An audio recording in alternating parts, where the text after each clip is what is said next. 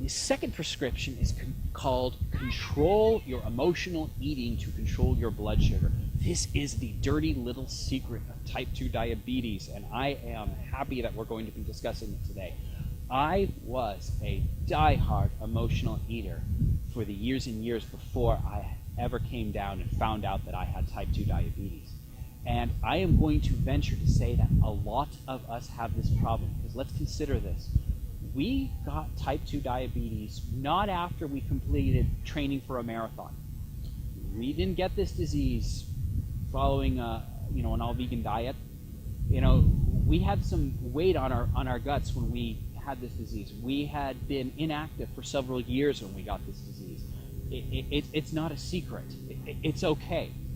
But we have to talk about this, because how else, if we have to control our blood sugar through weight loss, we can't lose that much weight if we can't stick to eating a healthy diet. It's impossible. So we have to talk about this, and it's fine. It's fine to talk about. I would have times where I'd be stressed and I would eat 4 candy bars at a time, or I would have 3 donuts. I found out that when I was taking a class called Honors Advanced Linear Algebra in college, that the midterm would count for 30% of the grade, and I think the final would count 70% of the grade. And it was my 21st birthday, and I freaked out, and I had 2 giant bear claws. I had a jelly donut and some milk, and I passed out. And I woke up several hours later, and my friends woke me up to get drunk. It was not a fun time. But this was the kind of behavior that I was doing that was causing pounds and pounds of pounds to pack on me. And I'm going to go so far as to say that you have your own nightmare stories in your own life. If you have type 2 diabetes, or if you're insulin resistant, if you have weight to lose, if you have an emotional eating problem, try and follow a low carbohydrate diet, as low as you can go.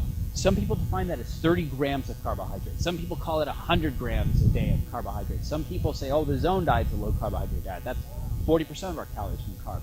The lower the better. Avoid those foods of high fructose corn syrup and enriched flour. Lower the better in your carbohydrates. Why? By following a low carbohydrate diet, you are immediately adopting the habit of eliminating all the foods that cause food addiction. Think about that. That's one of the reasons that the Atkins diet worked so well for so many people. They had to immediately forego all the junk food. It had to all go away. It wasn't just about the low carbs. It was about what went missing from the diet. For the first time in their life, these people were getting enough protein, enough fiber, having to drink more water, and cut out all those refined carbohydrates. That's another tip. The lower in carbohydrates that you can get, the lower in blood sugar, the lower in emotional eating. And another one, have a serving of protein and fiber at every meal. Now think about what that means. What's fiber? Fiber is going to be fruits and vegetables. Those are great. They're filling. They're low in calories. And simple things like berries can appease your carb cravings, especially when you get into the habit. Having a piece of protein at every meal is actually going to keep you fuller. It's going to keep your cravings for carbohydrates less. So again, that's another reason that if you have an egg breakfast over a wheat toast or a white toast breakfast, even though you're not getting any carbs, your cravings for carbs are less. It's the way the body works.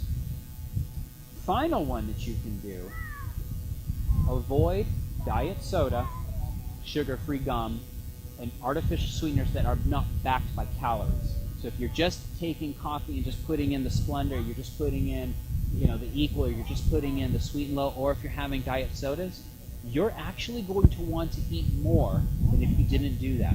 Now this one's new, but a lot of studies are suggesting that when that taste of sugar touches the tongue and it's not backed by real calories, our bodies start to no longer sense that the taste of sweet equals calories. We start to disassociate the two. So what happens when you do go back to eating something sweet? You overdo it. Control your emotional eating to control your blood sugar.